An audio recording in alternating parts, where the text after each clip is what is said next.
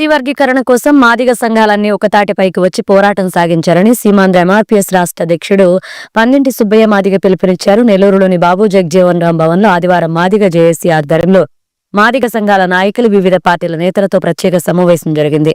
సుబ్బయ్య మాట్లాడుతూ విభేదాలు వీడి ఎస్సీ వర్గీకరణ కోసం ఐక్యంగా పోరాడాలన్నారు. ఎస్సీ వర్గీకరణ జరిగితే 59 ఉపకులాలకు న్యాయం జరుగుతుందని చెప్పారు. ఉద్యోగ, ఉపాధి అవకాశాలు పొందుతారన్నారు.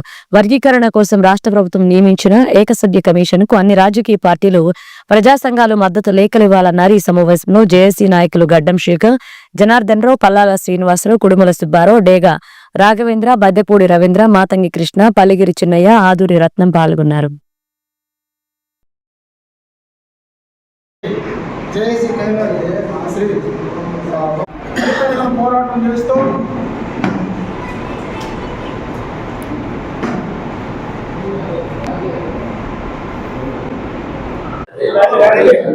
ఈరోజు ఎస్సీ వర్గీకరణ కోసం గత 30 సంవత్సరాల నుంచి ఎస్సీ వర్గీకరణ కోసం అలుపెరగని పోరాటం చేసి ఈరోజు భారతదేశం అత్యున్నత న్యాయస్థానం ఆగస్టు 1వ తేదీ ఏ రాష్ట్రాల పరిస్థితిని బట్టి ఎస్సీ ఎస్టీ వర్గీకరణ చేసుకోవచ్చు అనే విధంగా ఈరోజు సుప్రీంకోర్టు ఇవ్వటం చాలా సంతోషకరమైన విషయము. అందరికీ నమస్కారం. మరి ఈరోజు నెల్లూరు జిల్లా ఎస్సీ వర్గీకరణ దాని మీద ఒక జేఏసీ ఏర్పడటం, ఆ జేఏసీ తరఫున ఇక్కడ మరి ఆర్టీసీ బస్టాండ్ పక్కనే బాబు జగజీవన్ భవనంలో ఈరోజు అన్ని పార్టీల్ని ఏదైతే వర్గీకరణ కోసం అన్ని పార్టీలలో మాదిగలు ఉన్నారో మాదిగల నాయకులందరినీ కూడా ఈరోజు పిలిచి రేపు రాబోయే సుప్రీంకోర్టు ఏదైతే తీర్పిచ్చిందో దానికి ఒక కమిషన్ వేసింది. ఆ కమిషన్కి ఏ విధంగా మనం చేయాలి, ప్రతి పార్టీలో కూడా సలహాలు, సూచనలు అని చెప్పి అందరూ కూడా మమ్మల్ని అందరూ కూడా తెలుగుదేశం పార్టీ తరఫున కానీ అన్ని పార్టీల తరఫున కూడా మమ్మల్ని ఇక్కడికి ఆహ్వానించడం జరిగింది.